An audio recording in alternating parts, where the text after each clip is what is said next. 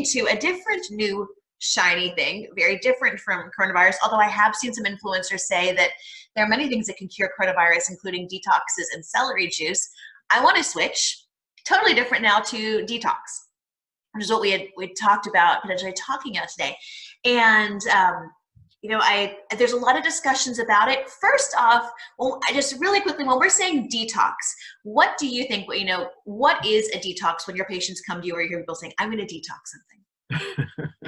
Well, generally what they have in mind is, that there's some restrictive purge. They're eating nothing and meditating, or they're drinking some sort of, special electrolyte solution that somebody sold to them at a very high markup, or always, there's some supplement regimen involved.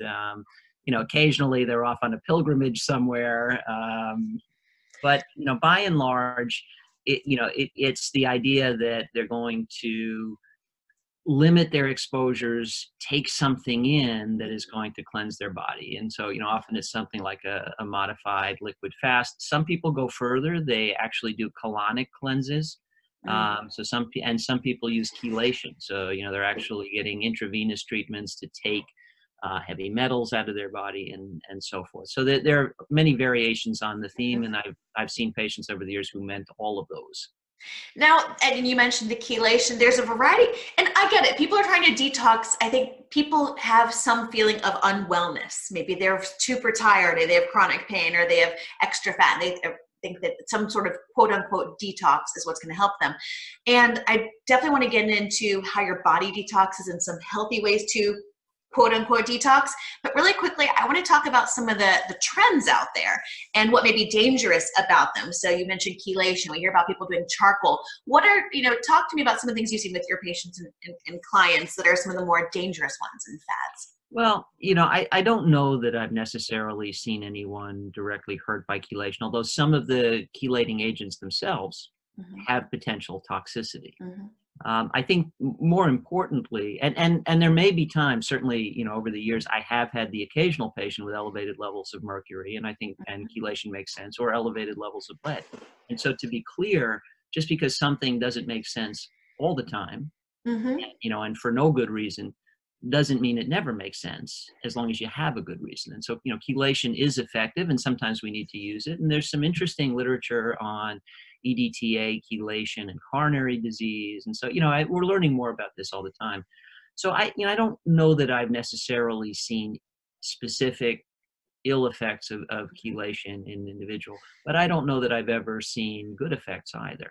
And so, in medicine, everything we do and recommend ought to be about benefit to risk ratios. And in the absence of any proven or likely benefit, any small level of risk is unjustified, right? So, an intravenous insertion, exposure to a substance, if we absolutely don't know that this can do you any good, if it's just sort of a leap of faith that it could do you good, any risk at all is not worth taking. And it's an interesting thing about medicine, Daria, that I think a lot of the public gets wrong.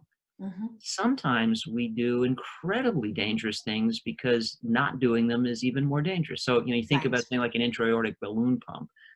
Over the years, I've had patients in the ICU with one of those. I mean, if you were to describe that to a healthy person, we're going to thread this massive catheter into the largest artery in your body. It ends with a big balloon, which we're going to blow up and decompress. And it doesn't sound like a great idea. Whoa, God, that's and you'd be right. It sounds completely horrible, unless, well, here's the thing: if we don't do that, you'll be dead in 5 minutes because you have pump failure, right? So the trade-off between benefit and risk shifts massively depending on the circumstance and the context. But if you're basically healthy and we don't really have any reason to think that chelation is going to help you, even a small level of risk is not worth taking. So can we go back on that point? Because you did mention there are some people, and we hear a lot about heavy metals and detoxing of heavy metals. I think people confuse inorganic and organic mercury. What would be, if you say, so somebody's listening and say, okay, well, how do I know if I need to detox and do some chelation for my heavy metals? Somebody said I do. What are the indications that somebody may actually benefit from it? Well, obviously the different exposures produce specific symptom complexes. Mhm. And the idea that, you heard about it on Goop or something, is not a reason to get any kind of chelation therapy. If you have symptoms, if your health has changed and you don't know why, you deserve to figure out why, and you work with a health professional. And if the symptom complex indicates that heavy metal exposure is on the differential diagnosis, and if there is a plausible basis for you to have that problem, you ought to get tested. And if the level's elevated and you have symptoms, then that's an indication for treatment.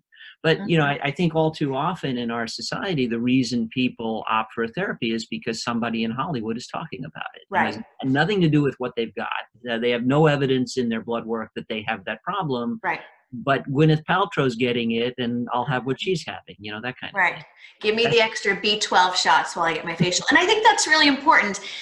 Some people may need supplements or vitamin D or B12 or any other number of things, but it's not just taking some blind supplement. It's going to your health practitioner, getting your levels of these vitamins, of these heavy metals, of different things, and then tailoring the therapy that it can be okay in the right indications. No question about it. By the way, if I may digress for just a second, I do a variety of things in my professional life these days.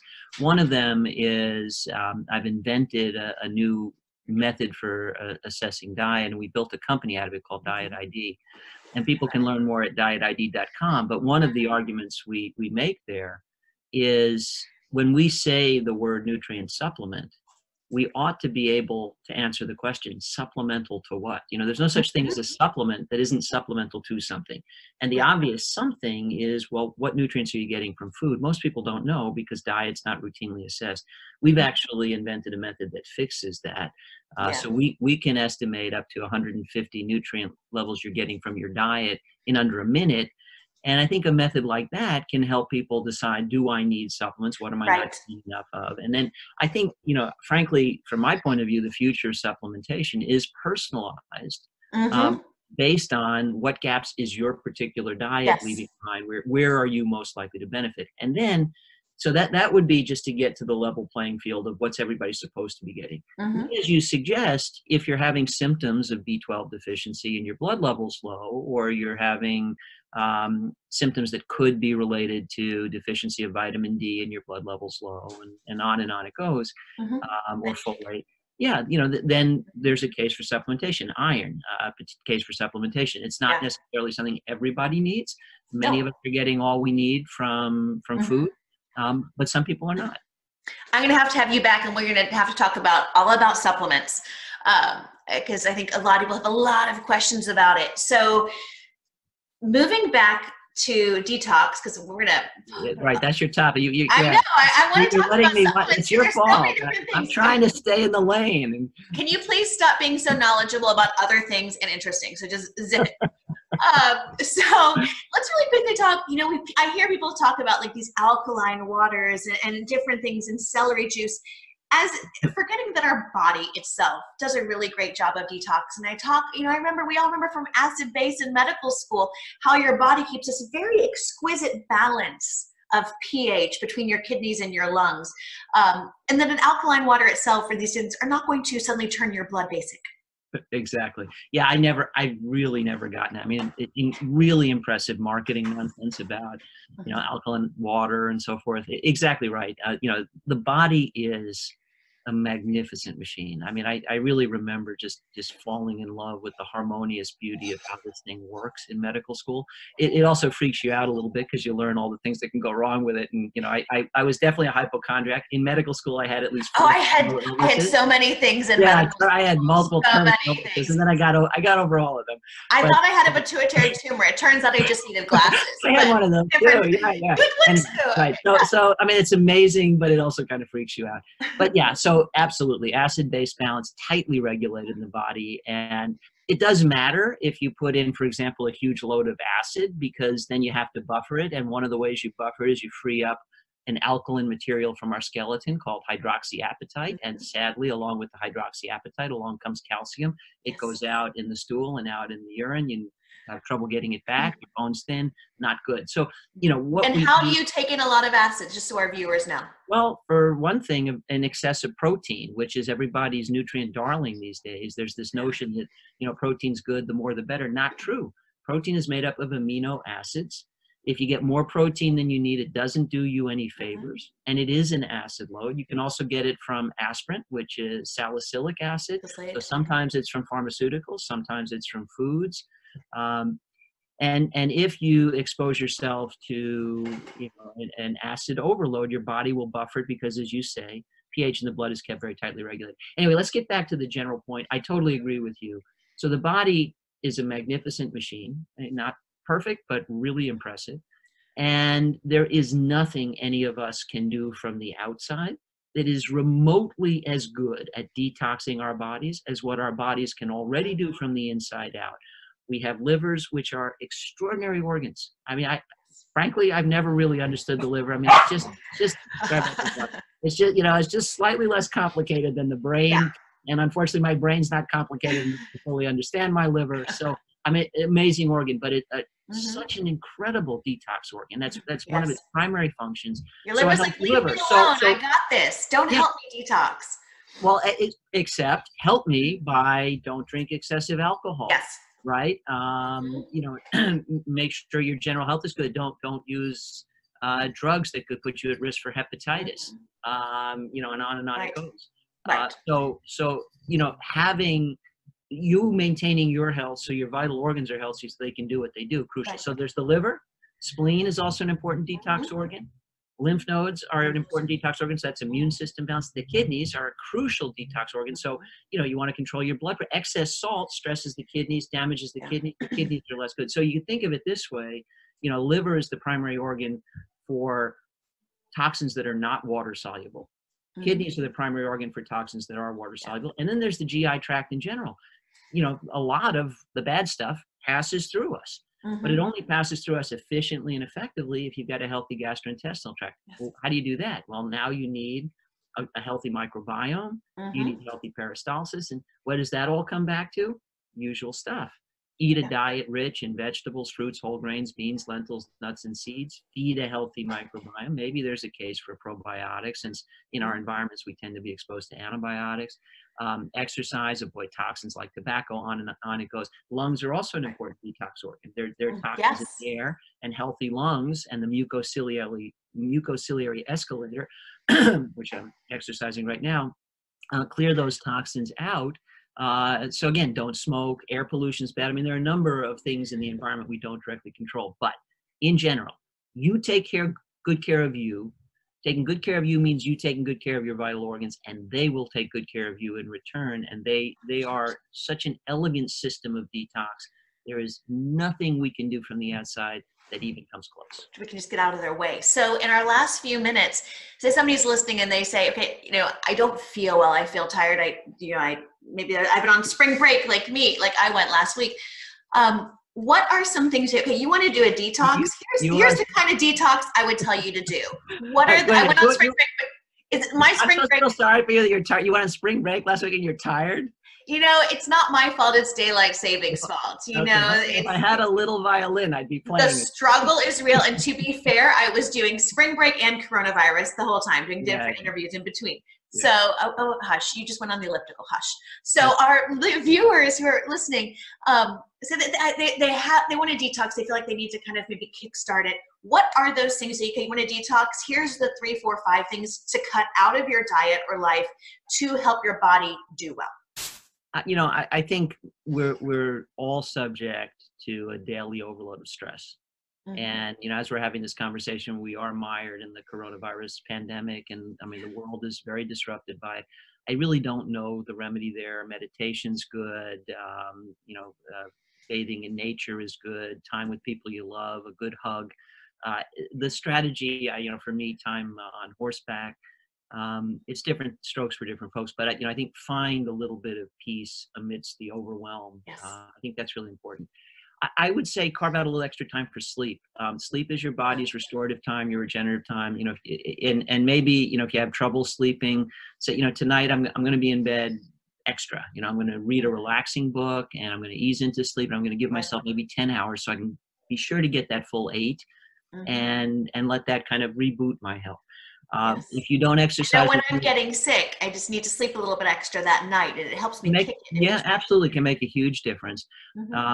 A walk in nature, walk in sunlight. Sunlight's good for vitamin D. It's good for mood. Being in nature is good for health. It is detox as far as I'm concerned. The Japanese call it forest bathing. Exactly right. And the exercise is good for you too. And then diet, it's the simple, obvious stuff. And by the way, my new book with Mark Bittman is just out now. How to eat. Tell us.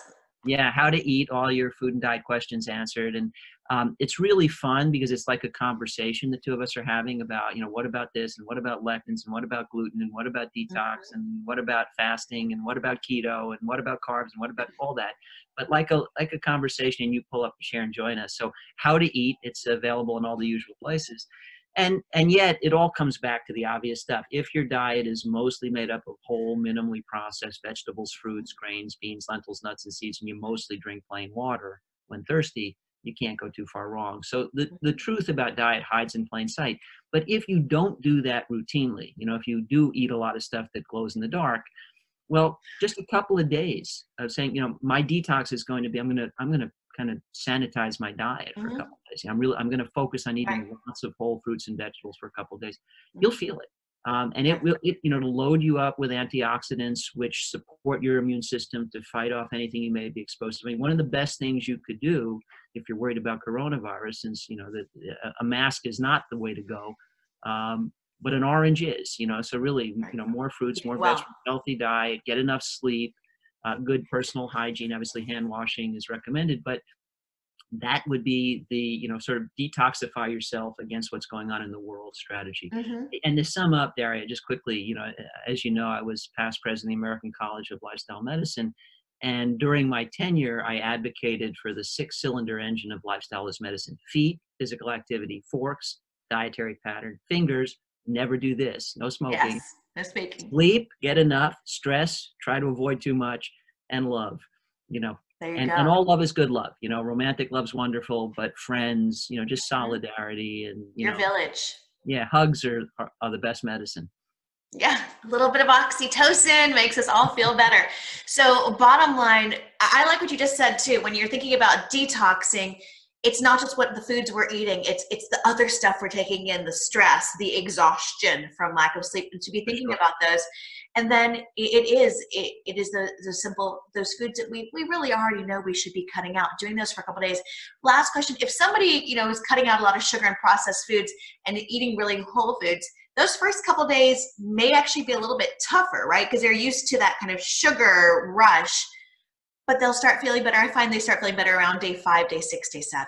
I've seen it happen faster, honestly. So it depends. In terms of your taste buds, they tend to like what they're used to. And so if you go from highly processed, unprocessed food, it definitely tastes different. And in just days or at most a few weeks, you can get used to more wholesome food and learn to prefer it. But in terms of how you feel, you actually are shifting the inflammatory burden in your body within a matter of hours. You're changing vascular function. For many years in my lab, we did endothelial function testing. We see immediate effects of meals. So you're actually changing blood vessel tone, within 2 hours of a meal.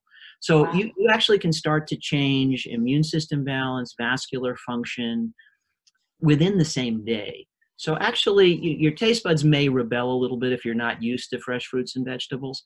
But I think in many ways you'll notice a healthier balance in your body, potentially within that same day, and certainly by the next day. And I've had patients report that many times. So, to the extent that we need immediate gratification, healthy living really can provide it.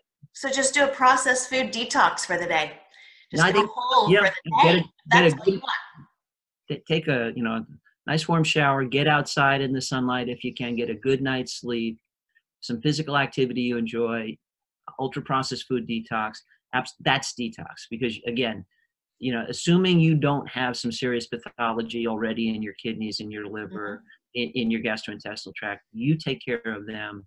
they will take care of you far better than any detox regimen. Can we do like a one-day detox program? You sleep, you take some moments outside, and you eat well, just for a day. I feel like people could commit to that for a day. Yeah. And it'll be, the Dr. Daria Gillespie detox program, and ittle be the Dr. David and Daria. Doctors. That's right. I get partial credit. Yeah, you can have a side note. No, seriously. I feel like people could do that for the day. I'm going to write that out and see if people do that. I like it. All right, David, tell people really quickly where they can find you and follow you, and mention your book one last time. Thank you. So davidkatzmd.com, sort of the central hub. I've got all of my social media connections there, Twitter, LinkedIn, Facebook. I write a LinkedIn column as an influencer about health matters routinely. And in the wonderful. book, People should just follow out. It's the #1 new bestseller in nutrition from Amazon. We're very excited. How to Eat with Mark Bittman, who's great. As just a whole set of knowledge I don't have. It was really a treat working together on this. How to Eat. Awesome. Y'all definitely check him out. I love his LinkedIn articles. They are just a font of wisdom. You include statistics and jokes and Latin. So it's a little bit of everything and all the facts you need to know. David, thank you so, so much. We'll have you interview again. We'll talk about supplements. We have so many other things to talk about. So all right. I look forward to it.